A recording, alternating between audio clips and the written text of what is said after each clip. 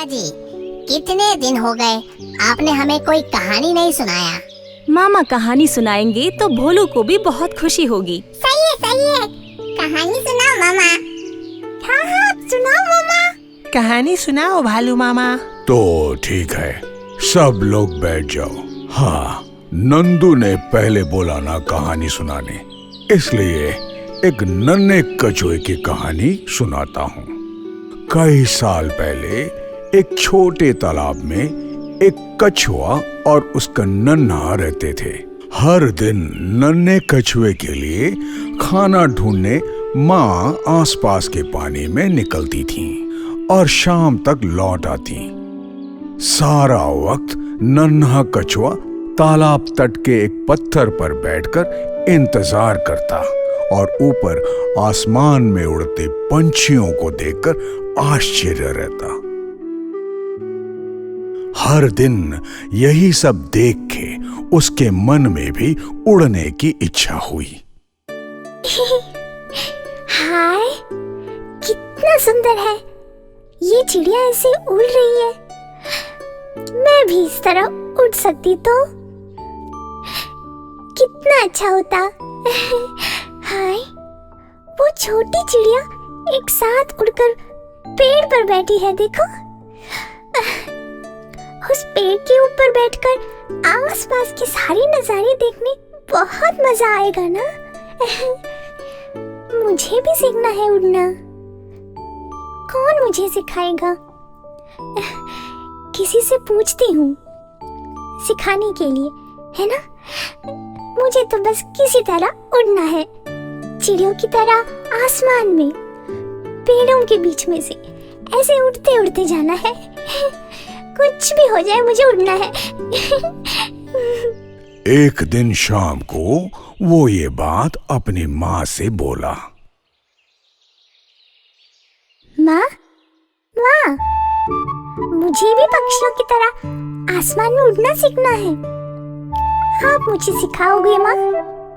क्या है माँ, आप कुछ बोलती क्यों नहीं? मुझे उड़ना है चिड़ियों की तरह, आसमान में उड़ते उड़ते जाना है। माँ, मुझे सिखाओ ना। क्यों माँ, आप कुछ बोलती नहीं? बोलो माँ। बेटा, ईश्वर ने हर एक जीवी को अपनी अपनी खासियत दिया है। चिड़ियों को उड़ने के लिए पंख दिए हैं, तो हमें दूर तक तैरने के लिए पैर दिए हैं। जैसे चिड़ियों को तैरने के लिए पैर नहीं है, वैसे ही हमें उड़ने के लिए पंख नहीं है। नन्हे कछुए की माँ की बात तुम सबको कैसा लगता है? नन्हे कछुए की बात सही है। लेकिन माँ की बातें नन्हे ने स्वीकार नहीं किया। वो उड़ने की आशा लिए अगले दिन पत्थर पर चढ़कर ऊपर आसमान देखते बैठ गया।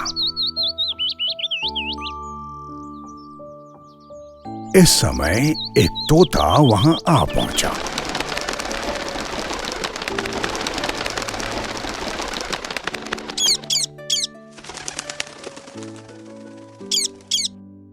नन्हा कछुआ बड़े आग्रह से उस तोते से पूछा, हरे तोते सुंदर तोते, बोलो बोलो दोस्त मेरे, गगन में कैसे उड़ते हो तुम, मुझको भी बतलाओ ना। हरे तोते सुंदर तोते, बोलो बोलो दोस्त मेरे, गगन में कैसे उड़ते हो तुम, मुझको भी बतलाओ ना। गगन में कैसे उड़ते हैं, मुझको भी बतलाओ ना। तोते ने कहा, नन्हे कछुए है नहीं पंख तुम्हारे पास, गगन में उड़ने के लिए पंख जरूरी है मेरे यार। नन्हे कछुए है नहीं पंख तुम्हारे पास, गगन में उड़ने के लिए पंख जरूरी है मेरे यार। ये बोलकर तोता उड़ चली।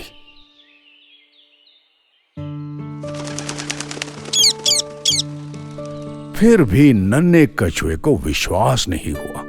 वो आसमान की ओर देख उड़ने की आशा लिए पत्थर पर ही बैठा रहा। कुछ देर बाद एक नन्ही चिड़िया वहां आ गई।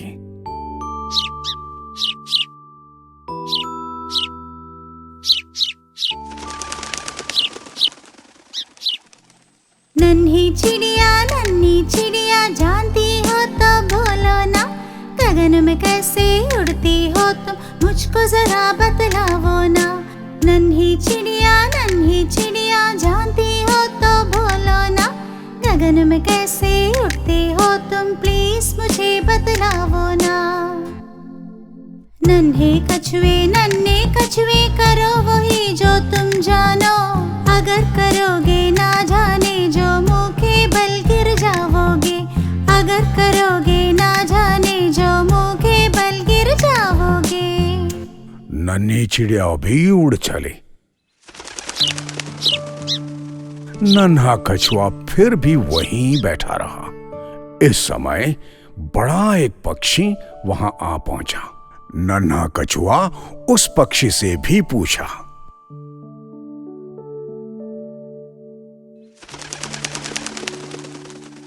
बोलो बोलो पक्षी भैया, उड़ने को क्या है तरकीब, गगन से धरती को निहारने क्या है रास्ता, बोलो ना।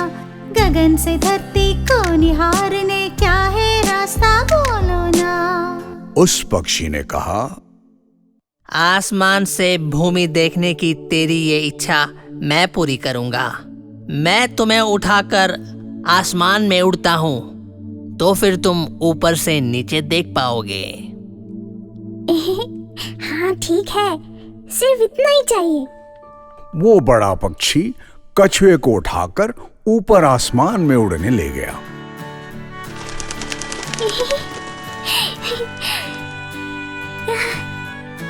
कितना मजा आ रहा है।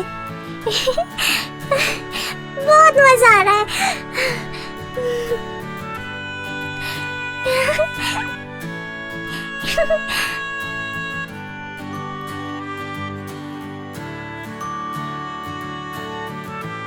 ऊपर पहुंचकर नन्हा कछुआ बोला, हे, मुझे छोड़ दो, अब मैं खुद उड़ूंगा।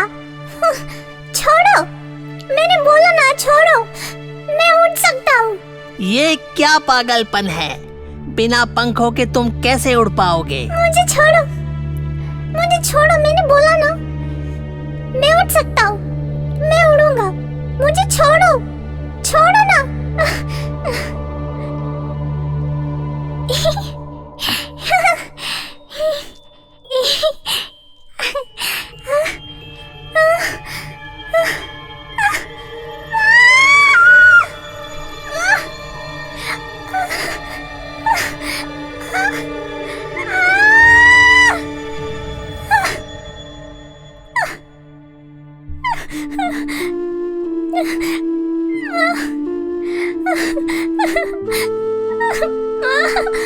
कितना दर्द हो रहा है माँ।